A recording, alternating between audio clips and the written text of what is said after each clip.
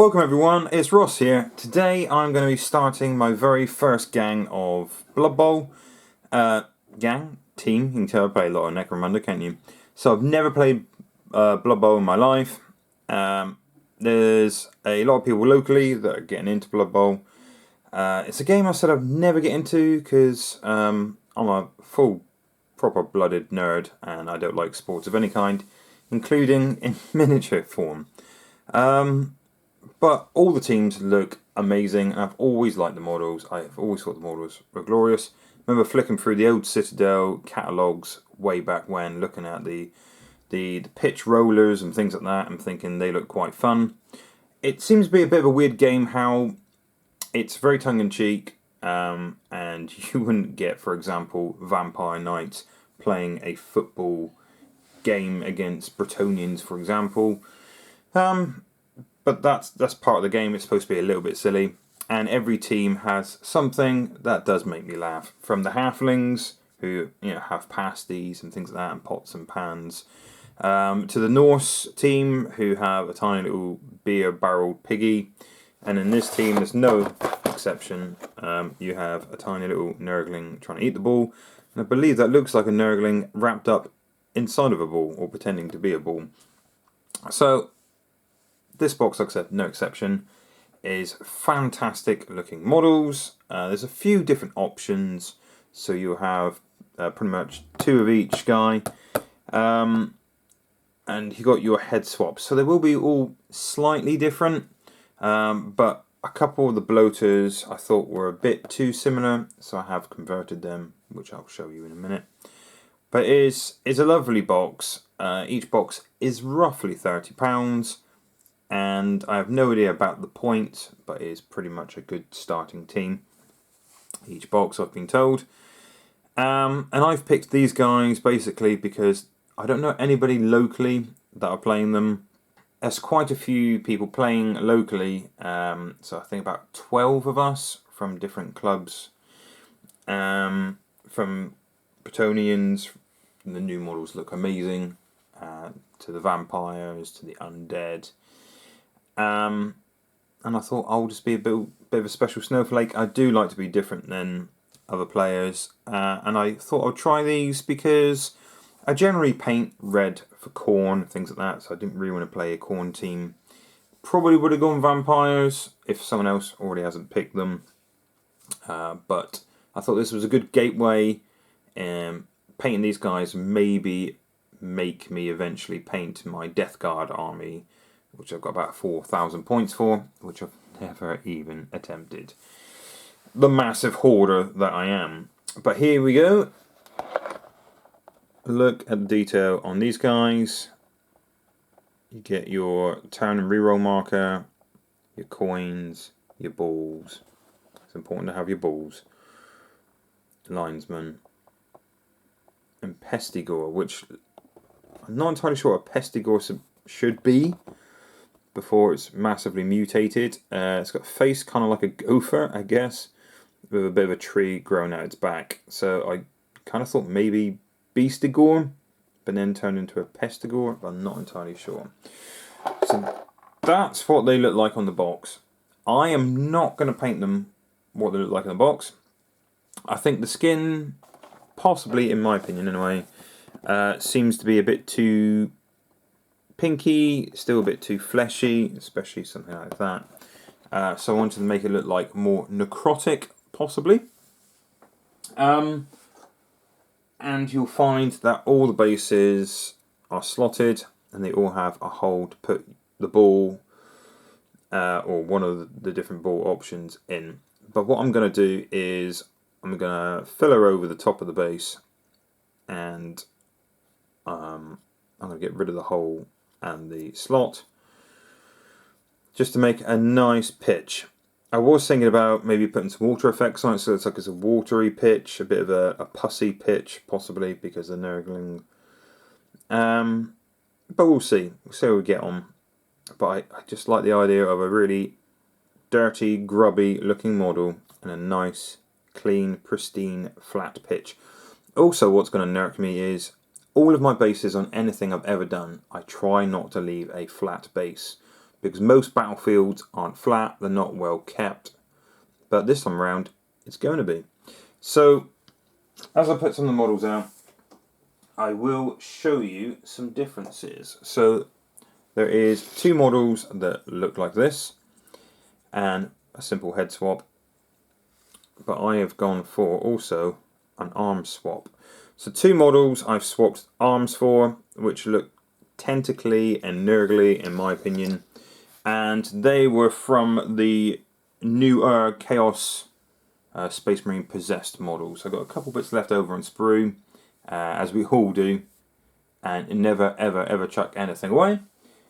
Same with the other bloater. This is what he looks like as standard. Simple head swap, yes, but I wanted to cut the arm off. And once again, from the same kit I was just talking about, more tentacly looking bits. Very, very easy conversion. You can cut the arms off just behind the glove and swap them over. I thought tentacly things looked within keeping. All of my models so far I have just primed black, just a simple black primer with a rattle cam, and then a slight zenithal, I would say, with a airbrush primer. I say slight zenithal. I have covered the whole model pretty much, bar just underneath the heads on each one. Still want to make them look bright-ish. I didn't go too hard, but you can see the seat of his pants there is a bit darker as well. So it's a slight zenithal. I've nearly covered the whole of the model, but it's totally up to you. I like to go with white or a very light grey to make the top colours a bit more punchy, a bit brighter. But I'll load my team out, and then I'll talk about the next stage.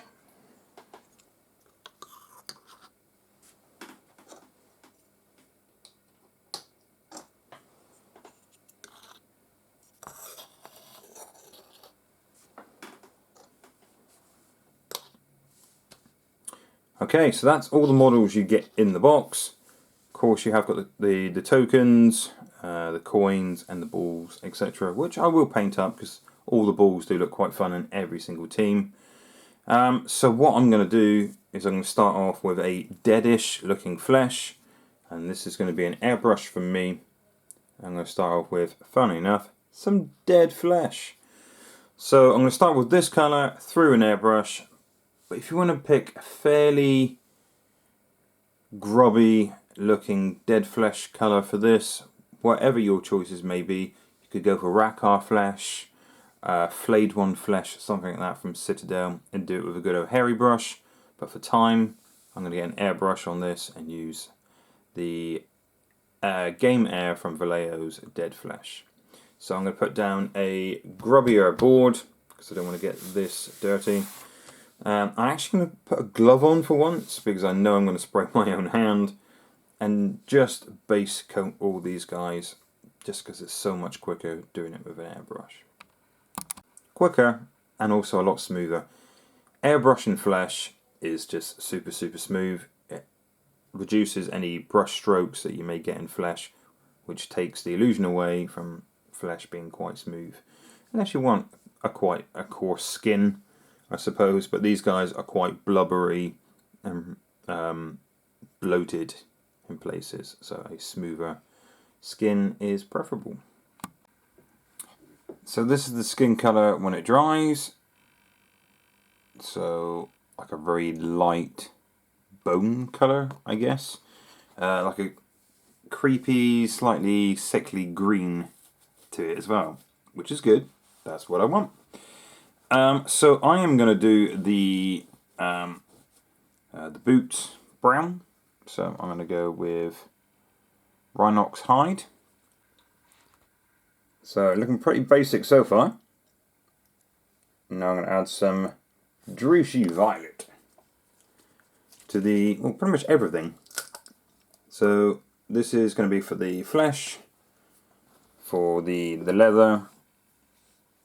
And it doesn't matter if you get it on what's going to be the green bit as well. So get it on the flesh, Make sure you get all those lovely details.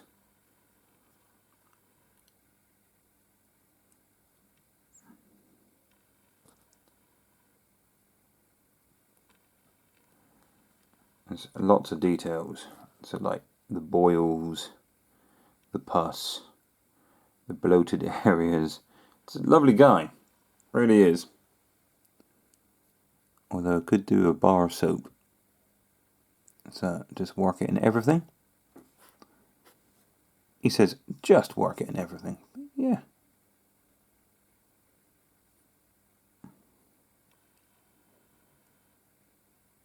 And like I said, if you accidentally get it on what's going to be the green bit, don't worry about it.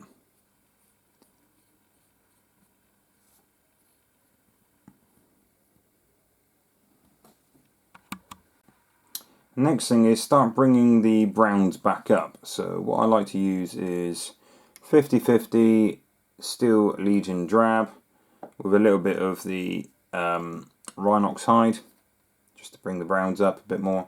And this is going to be on the highest points, so make sure you leave those recesses.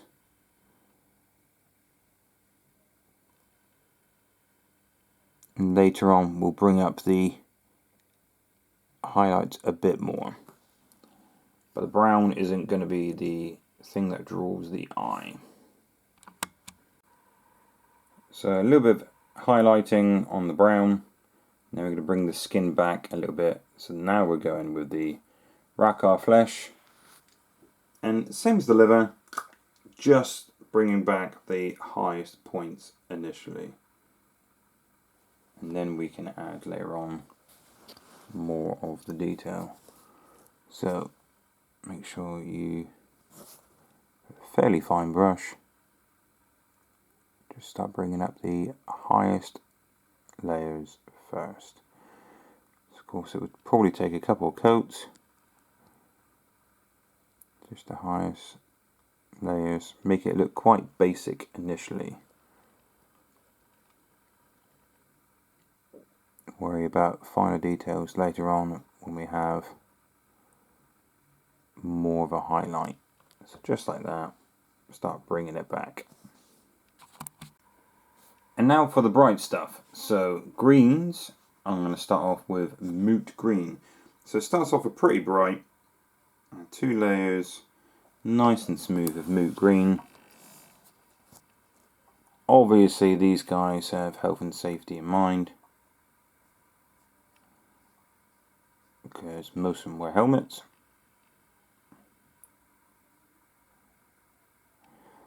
Now I like the colour scheme that is on the box, don't get me wrong. It's quite an autumnal colour scheme. I will be using some oranges later on as well, but it won't be one of the main predominant colours. But yeah, I do like the autumnal scheme. So browns, oranges, greens, some hues of purple, things like that. But yeah, 2 coats on the helmet and on the shoulder pad. And anyone else like there, I would say that was armor-ish. And with 2 coats of the Moot Green down, I like to use a bit of Chthonian Cowshade. That stuff really does calm down the green. But I still want it bright in the utmost areas. So I like to put this stuff on fairly heavily. Just get a good lot of contrast on the armour. Get this stuff real grubby. For any pussy spots, try a bit of Nurgles Rot. Yeah, sounds like a Clearasil advert, doesn't it? I also use it for the centre eye as well.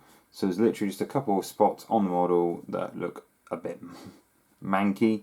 If you are you're in the UK, if you know what manky is. Next we're going to go for anything that's bone and also rotten teeth as well. So get a nice dirty white, and once it's dry, a little bit of thinned out agrax would be wonderful. So there you can see the horrible looking teeth. So that was a little bit of white with agrax over the top. It does make them look really old and decayed. I did the same thing on the bone horn slash thing here. Not letting the agrax get too far to the tip. And you can always use a brighter colour at the tip, maybe a spot colour, just a dot of white at the end to make it pop. You'll see that there is a bone on these back as well. Now I have been experimenting with the oranges. So painting orange over brown should give you a grubbier orange. Now the box art orange is very, very bright. I do think it's weird how these guys are pus covered and leaking everything, yet the shorts are still quite vibrant. So what I've done, and I'm testing it out for you lovely people live on camera, is I'm actually using a little bit of Troll Slayer orange over the brown. So it's taken a couple of coats. I didn't know if it was going to look too chalky, because I didn't want too vibrant an orange. But this is what it looks like out of the pot. It is very, very bright, and you can imagine if your shorts were that bright, it would look a bit garish. But it's totally up to you if you want to add a little bit of agrax over the top, because you are painting over brown anyway, so you don't want it to be too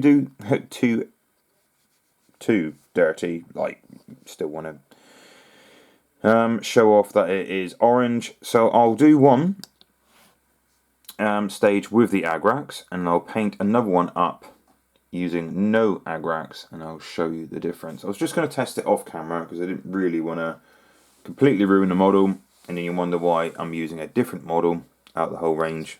All of a sudden it's now that model. I am painting as I go. I'm not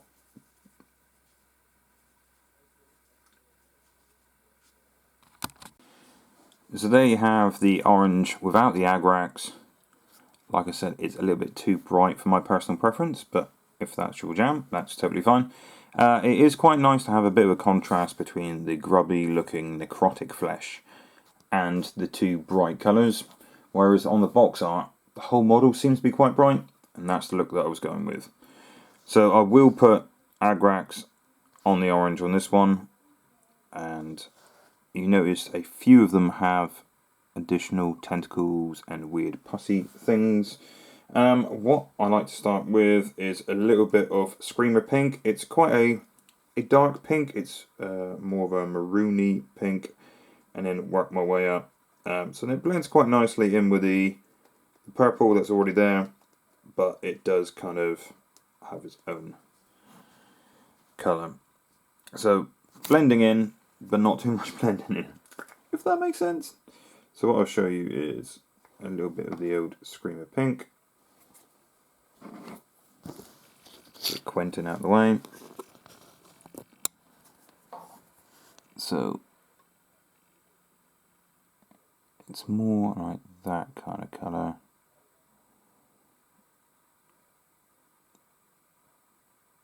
Still trying to keep with the more natural tones, like I said, more autumnal colours.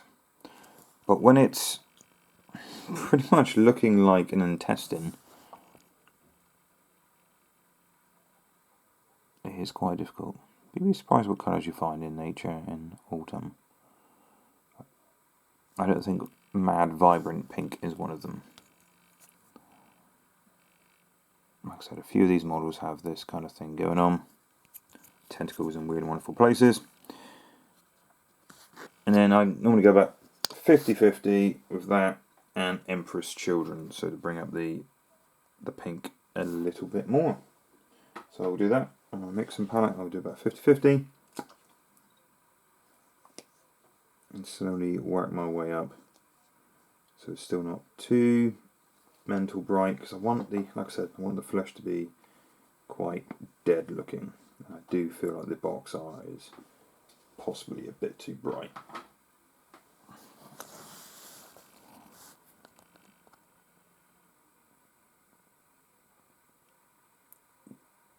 like before. Suggest doing it on the uppermost raised areas and a bit more Emperor's Children as I go, making it a bit brighter, a bit brighter, a bit brighter. So what have we got left to do? Anything wood related, so a few of the guys will have wooden signs nailed to the backs, and the nails and the bits of metal on a couple of the guys' helmets have a bar across. So what I do for the wood is I base the wood with a fairly strong white, whatever your favourite white is, and then it's pretty basic because I am going to be ripping through these guys in no time. I'm going to use a bit of contrast wildwood, and after that, if you want to edge highlight your wood up a bit more to make it a bit brighter or a bit more weathered, fair enough, do that. But I find wildwood such a quality paint. It covers really well and it gives a really nice shock horror wood effect. So I'm putting it on fairly heavy, as you can see. I find most of the contrasts work pretty well if you put it on slightly heavier than a shade. So just like that, nice and easy. You got the pestigores that have trees or something growing out of their backs, out of their spines. So I'm going to do the same thing with these guys. Like I said, it covers so easy. Once it's dry, it looks lovely as well. And the base colour for the metallics, rather than painting it just silver, I'm doing what I call a poor man's non-metal metallic, which is when you start off with Mechanicus Standard Grey. Oh, just knocking a model over there. I find it covers really well. It's a nice base colour for those metallics. So I have already put it down here. I've had a little bit of watered Agrax over the top because I want to make it more a rusty than just a dark metal. But you have to get pretty close to work out that is a rustier shadow, I guess. And then once it's dry, go over the highest areas again with the base colour. So that's the Mechanicus Standard Grey. Just picking up the highest areas there. And once that's dry, do an even smaller area, just the highest points, with a nice dirty pot of Administratum Grey, which has obviously had some brown paint sprayed over it at some stage. So just the highest most areas. If you really want to bring those metals up and make them really shiny, more of a chrome finish, work your way up to nearly a white on the edges. But for these guys, I can't imagine they're going to have really shiny plate. So I'm just going to use this on the highest edges.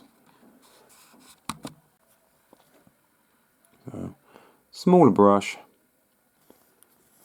just on the highest edges. So some of these models have nails on. No, nailed into the backs. Lucky people.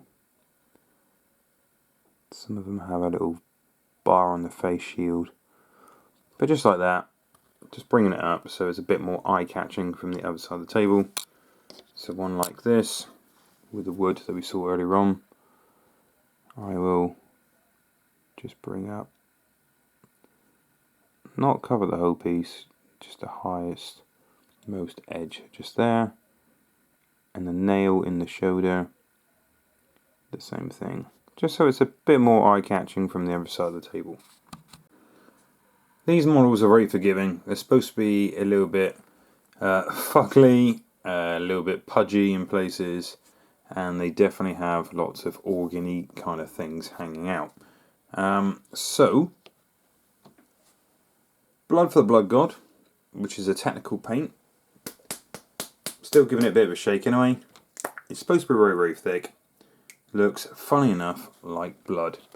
So it's ideal for the guts, and also hides a multitude of sins. So I'm going to put it in the weeping sores of the stomach. So you can see all the entrails and stuff hanging out there. And you've noticed, probably, using a little bit of Nurgles rot around some sores and things like that. Gives it a nice weepy nature. Oh, that's lovely, isn't it? I've got a little bit of Empress Children pink there on one of the scars.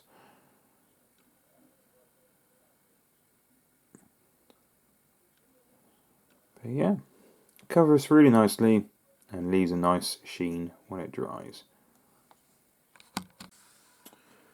So like I said, you can pick out as much detail as you like. So I've gone with the same basic colours as the box art, the green and the orange for example, but the flesh is a different colour. But with the green and the orange, I've gone bright, but I've also made it look dirty, like they've been running around in the dirt, not cleaning their equipment. Whereas they're a little bit more crisp and cleaner on the box art, which doesn't make sense to me, but whatever. It's like how I used to paint my Blood Angels for the first 10 years. My Blood Angel armour was always immaculate. Now, weathering pastes, weathering inks and pigments really does make a big difference. That's just me personally. But if you want to do clean armour and the clean orange, not a problem. So for the bases, what I do with the bases is your finest black for the rims. So I've gone with a Badin black. And for the top of the bases, I've gone with Sterling Mud. So Sterling Mud is pretty much the colour that I want anyway, so I don't really need to paint it. When it goes off slightly textured and it goes off hard, so you can't see any imperfections in the base, making it pretty much level. And then, your friend of mine, a bit of PVA glue and the classic static grass of old. So normally I don't use static grass, maybe in clumps, but not on the whole of my base. I just think it looks a bit too uniform, a bit too bland. But as a football pitch, it will be perfect. Nice, flat and level. So yeah, nice thin coat of PVA glue. Dunk it in your... In fact, I even got classic Games Workshop. God knows what year this is. Static grass. And once that's gone off completely, next we're going to do the white lines just to add a bit more realism. So to add the lines, what I do is I've got loads and loads and loads and loads and loads of matchsticks. So they're not actual matchsticks, the ones that you can use to create things like Tower of London, ships, you know the type, hobby type. So you can get probably 1,000 of these for like a £5. Great for terrain making. You can make loads of different things with these, like your outbuildings, fences, carts, crates, you name it. I really enjoy making, that's really sad, pallets with these, that and a certain coffee shop stir stick. But for this, I'm going to be painting one side really, really heavily with one of my favourite whites. So I'm using Pro Acryl. But I'm just going to really lay on quite thickly some white, really thick, and then drag it along the top of the grass. So move some of these lovely people back and just put it on the grass and drag it just like so, because the lines will be on top of the grass, and if you painted it on, it probably won't look quite so good. So possibly a bit thicker with the white, but you get the gist. I'll do it on a couple, not on all of them, just to break it up a little bit. The non-perfect patchy patterns really do come out quite nicely, because they're never going to be perfect on a Blood Bowl pitch. They're probably going to be beaten up, trampled, stomped over several times. So I've only done 3 out of the whole lot. I could do a couple more, but the secret is not to get carried away and do the whole lot.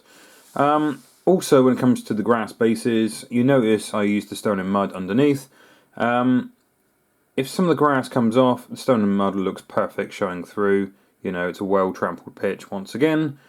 Or you could do a wet, stodgy pitch, I guess, especially if you're doing the Nurgle rotters.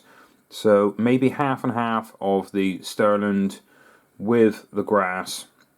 Or maybe just do a few grass tufts and have a little bit of clear resin. You know, like the Green Stuff World resin that you can cure with a UV torch. Super quick, and you can have a mucky pitch in no time. But I wanted a fairly sensible pitch, nothing too beaten up. Right, okay.